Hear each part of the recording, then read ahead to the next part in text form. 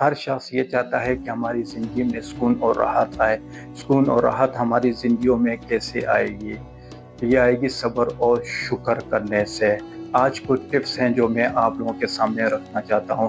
صبر اور شکر کا مطلب ہے کہ اپنے اندر کی صلاحیت اور خود پر بھروسہ رکھنا۔ جو شخص صبر اور شکر سے زندگی گزارتا ہے وہ اپنی زندگی میں اطمینان اور سکون کو پا لیتا ہے۔ صبر کرنے سے ہم اپنے دکھوں کو، اپنی پریشانیوں کو کم کر سکتے ہیں، اور شکر کرنے سے ہم اپنے دل میں اطمینان اور سکون کو پا لیتے ہیں۔ صبر اور شکر سے ہم اپنی زندگی کو بہتر بنا سکتے ہیں۔ ترمذی میں لکھا ہوا ہے کہ صبر اور شکر سے خوشحالی آتی ہے۔ مسلم میں ہے کہ جو شخص صبر کرتا ہے اللہ رب العزت اس کے لیے خیر کا فیصلہ فرماتے ہیں۔ بخاری میں لکھا ہوا ہے کہ صبر اور شکر، جو شخص شکر ادا کرتا ہے وہ اللہ کا محبوب ترین بندہ ہوتا ہے۔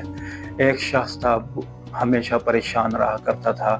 اس نے اپنے دوست سے صلاح مانگی۔ اس کے دوست نے اس کو مشورہ دیا کیا اور اس کو ایک نوٹ بک دی کہ تمہاری زندگی میں جتنے بھی اچھے کام ہو اس نوٹ بک پہ لکھ دیا کرو۔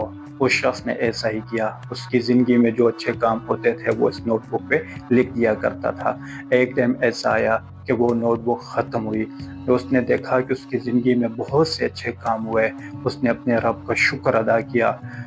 اور ایک عورت تھی اور اس نے اپنے بچے کو پیدا کیا اور بہت زیادہ خوش تھی۔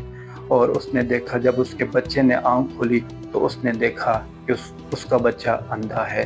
اس نے اپنے رب کا شکر ادا کیا اور اپنے رب کی قسم کھائی کہ میں اس بچے کا بہت خیال رکھوں گی، اور اس عورت نے ایسا ہی کیا۔